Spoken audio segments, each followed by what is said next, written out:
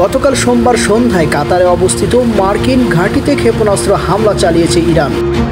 সন্ধ্যার পরে পাশের মন্তেজা পার্কে ছিলাম, হঠাৎ দেখি ৩-৪ দিক থেকে আকাশে আগুনের ফুলকি।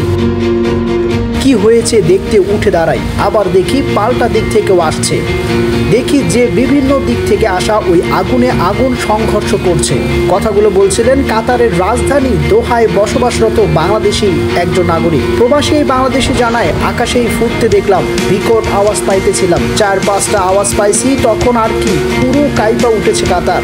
প্রায় ১৫ মিনিট ধরে এটাই চলেছে। গতকাল সোমবার সন্ধ্যায় কাতারে অবস্থিত আল হোদাই মার্কিন ঘাঁটিতে ইরানের ক্ষেপণাস্ত্র হামলায় সব দোহর আকাশের এই চিত্র দেখেছেন তিনি। বিবিসি বাংলাকে জানায়, গতকাল সন্ধ্যার পরে স্বাভাবিক সময়ের মতোই অন্তেজা পার্কে তার মতোই আরো অনেক মানুষ ছিল। কি হচ্ছে প্রথমে কেউ বুঝতে পারতেছিল না।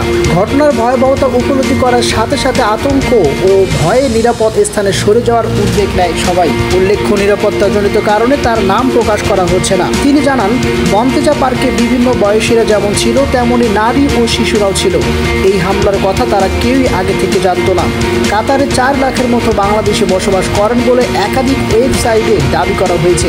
এই বাংলাদেশির মধ্যে অভিবাসী শ্রমিক যেমন রয়েছে, তেমনই রয়েছে হিসাববিদ, প্রকৌশলী, জিওকেমিস্ট্রি এবং ব্যবসায়ী সহ নানা পেশার মানুষ।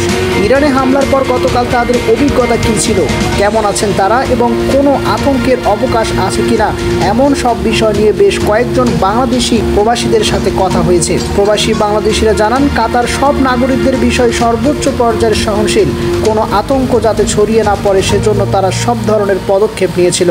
তবে যুক্তরাজ্য, ভারত তার নাগরিকদের জন্য সতর্ক জারি করলেও বাংলাদেশ দূতাবাস থেকে এরকম কোনো বার্তা দেওয়া হয়নি বলেও প্রবাসীরা জানান। এদিকে সোমবার রাতেই কাতারের মিনিস্ট্রি অব ইন্টেরিয়র অর্থাৎ স্বরাষ্ট্র মন্ত্রণালয় এক নোটিশে নাগরিকদের সামাজিক যোগাযোগ মাধ্যমে এ বিষয় নিয়ে কোনো পোস্ট দেওয়া থেকে বিরত থাকার আহ্বান জানিয়েছে। একই সাথে কোনো গণমাধ্যমে সাক্ষাৎকার, লেখা, বক্তব্য এবং ভিডিও দেওয়ার বিষয়েও নিষেধাজ্ঞা দেওয়া হয়েছে। এই আদেশ অমান্য করলে ৩ বছরের কারাদণ্ড এবং ৫০,০০০ রিয়াল জরিমানার বিধান ঘোষণা করেছে সে দেশের স্বরাষ্ট্র মন্ত্রণালয়। ফলে এই প্রতিবেদন তৈরিতে যেসব প্রবাসী বাংলাদেশিদের সাথে কথা হয়েছে তাদের নাম প্রকাশ করার হচ্ছে না।